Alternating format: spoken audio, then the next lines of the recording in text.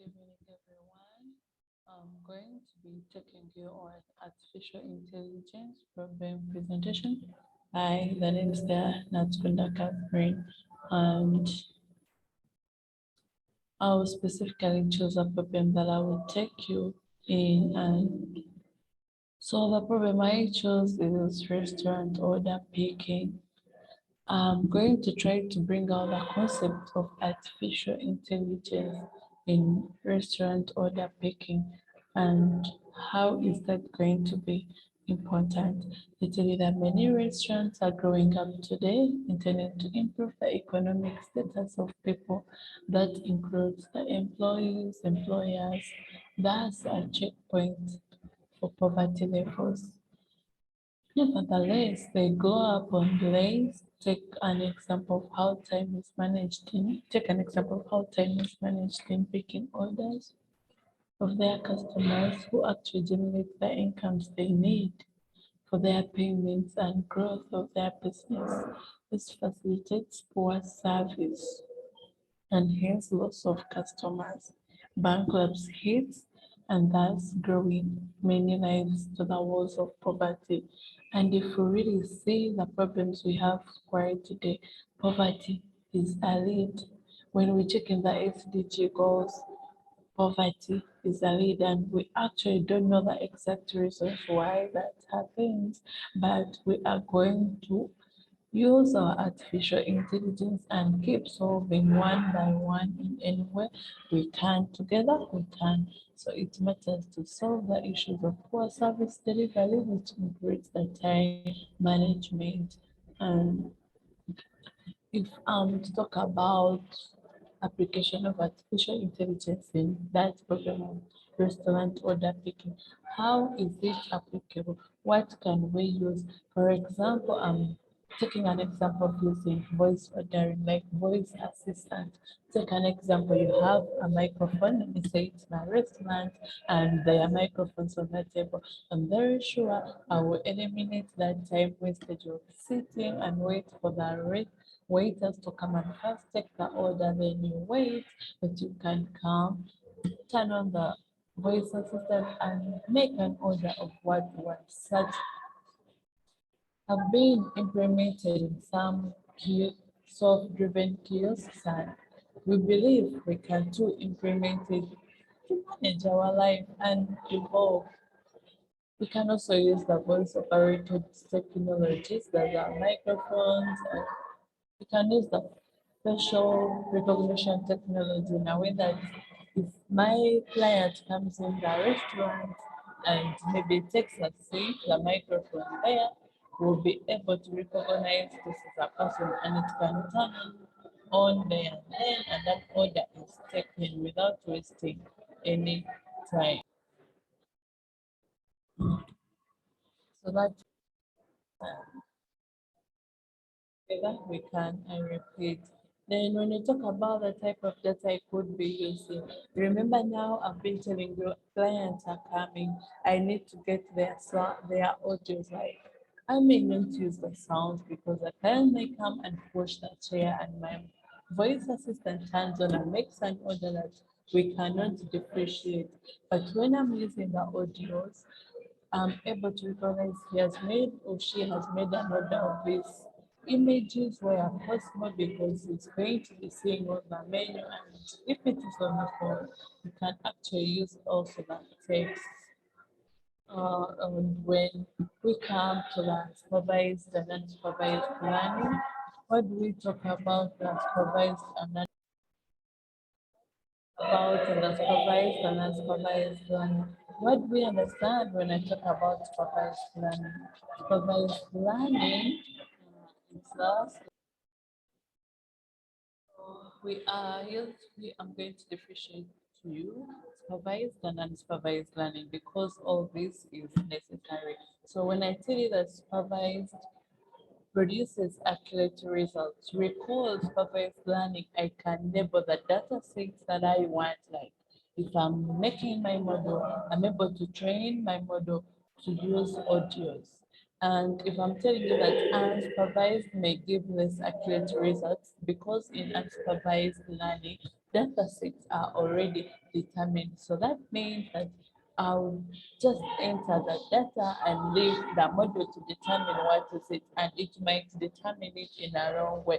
That's why I say supervise produce accurate data. And then when I tell you that it needs supervision to train the model, because I'm labeling the data I'm using. So when I give you the model to use, you may not be sure of which data is. I need to train you how to use that specific data set that I have used, and other side and supervised. There is no really need of supervision because patterns are determined by the system inside itself. And they tell us that supervised can predict the output when it is given a new data, because you labeled the data and it can be able, when I put in the input, it will be able to find, yeah, this is this, and it allocates there. But on the side of unsupervised, they find the hidden patterns and useful insights from the unknown data sets. Recall here, it's you don't label the data. So meanwhile, when you enter in your information, your piece of anything that you want to read inside the system, it will go and find which data set is this. Give an example, like you use like in these other programming languages, you're having some floats, some strings. So if I enter, let me say a name, I expect the system to go and the model to go in and find this is a string and make it a string. That's what I'm meaning. Like they find hidden patterns, like even if I've not specified the data set, unsupervised is able to do it. They supervised are categorized into classification and regression problems. We shall talk more about it in the upcoming slides. And unsupervised includes clustering and association, as we shall look down into the slides. As earlier I told you, supervised uses labeled data. If you're training a model to use supervised, you really have to label the data that model is going to use. Unless on the unsupervised, you really don't need to label the data because the patterns are already inside defined.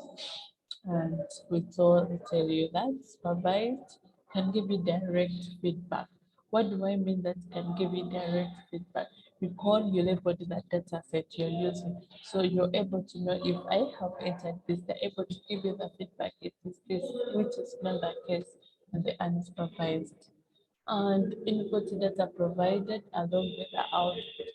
I'm very sure on what I'm talking, you understanding that since you label that data set, you can put the in, you can enter the input along even the output, which is not the case with unsupervised, because unsupervised, you only input data that is provided.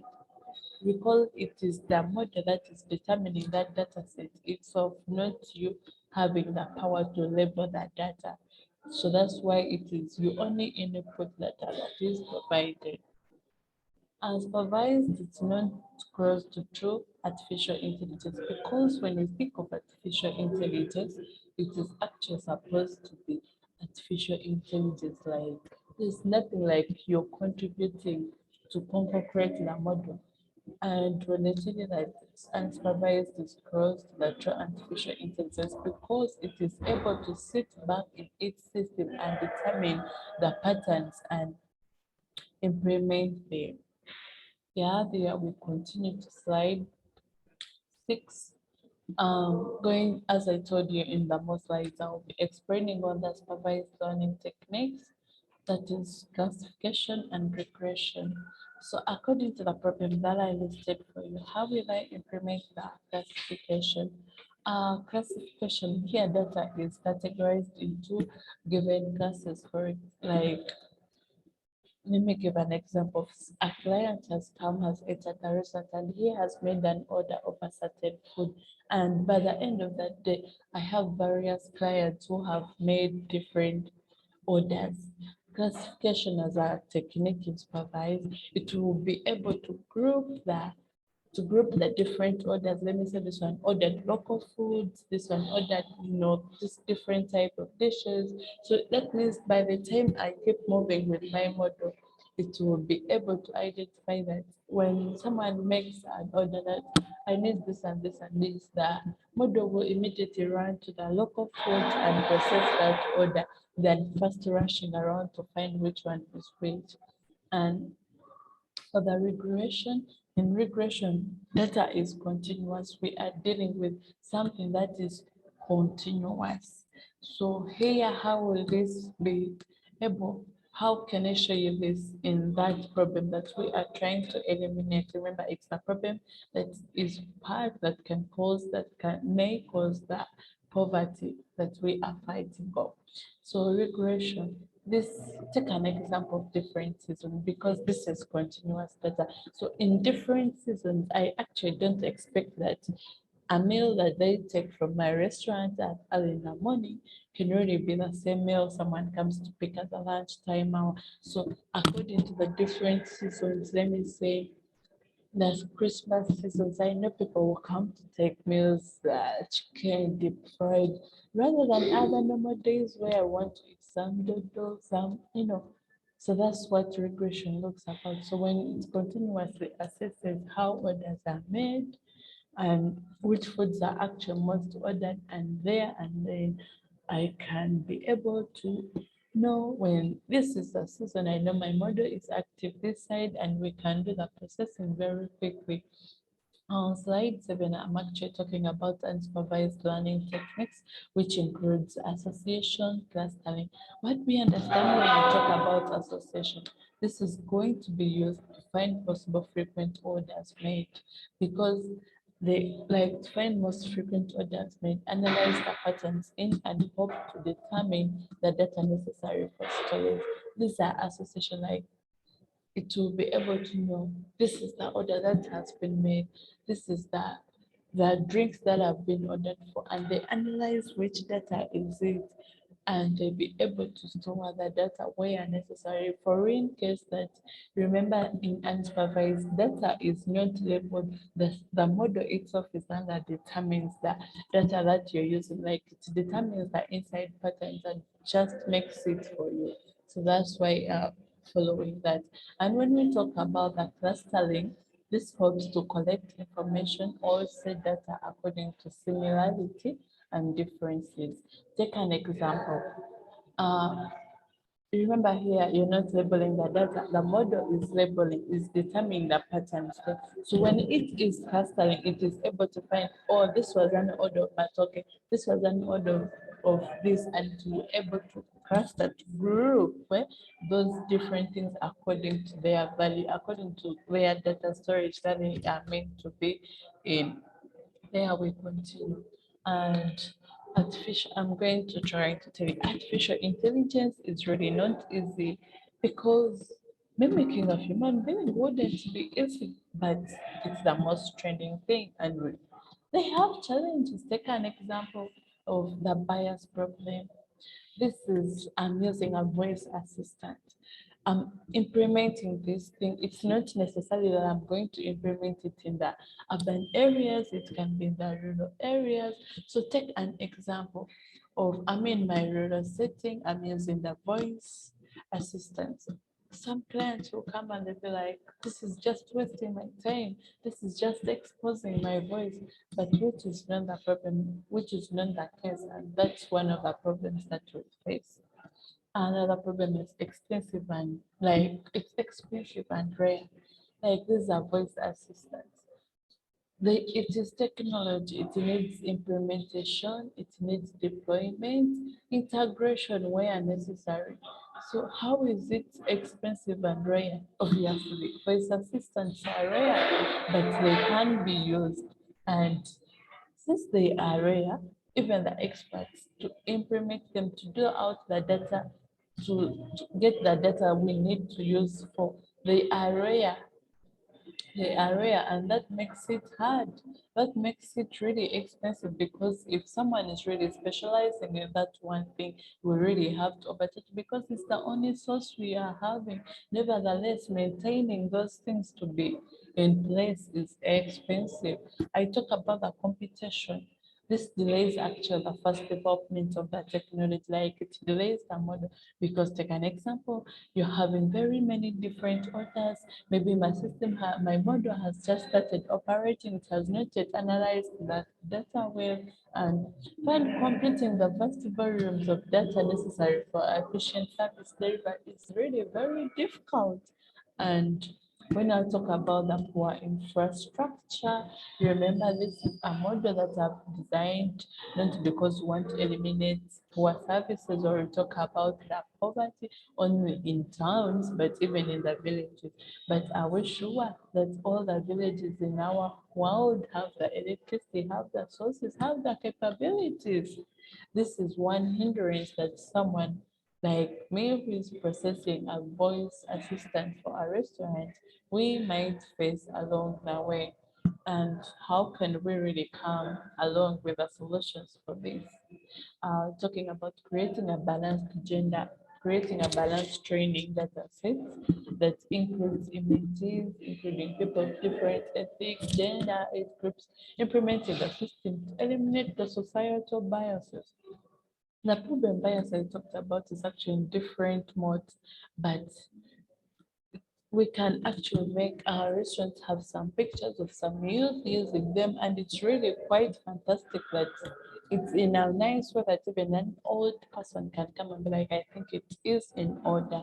And another thing, we can educate the employees about the data-driven decision making, optimizing of opportunities given by artificial intelligence. Like they really don't have to be reached. We have to train them. This is the world we are in. They have to change because we shan't keep in problems because we are fearing change. Use of updated infrastructure, applications, and devices to run their operation. I think you understand, like, if there is no electricity, we are actually save the environment and use some solar systems. We really have to eliminate those strong things of the SDGs, the poor climate, the poverty that we are facing in different ways that we can. Um, Artificial intelligence actually has different metrics. Like I'm going to take you a difference between accuracy, recall, and the F1 square, the F1 score. These all are used. Like, what do I mean by accuracy? Accuracy is the ratio of true prediction to total prediction, whereas recall is what the proportion of actual positives that was identified correctly, and precision is what the proportion of positive identification that was actually correct. I think when you look at those two, they kind of resemble, but they are different. And then the F1 score is the harmonic mean of precision and recall. Those are the different formulas that I'm using around. Uh, this is the true positive plus the true negative divided by true positive plus false positive, true negative and false negative. So those are the simple things that we are using in accuracy, and the same in recall, and in F1 score we are just actually using these ones to find the final thing, like the harmonic, the 2 divided by 1 out of precision, of which we already know how to get the precision, and 1 out of the recall. What is the importance? Before I take it deep, what is the importance? Accuracy is important when all classes are having equal importance to predict both 0 and 1.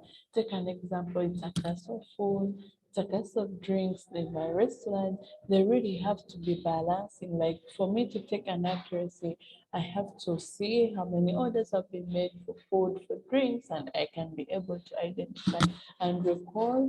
We want our model to support as many real ones as possible, like as how many successful things that have been there. And precision, it is used when we want to prediction of one to be as correct as possible, when we want to extract something positive thing. And F1 score is used to have a combined effort of precision and recall. We all really need this for our thing to operate. I'm going to take an example. of order.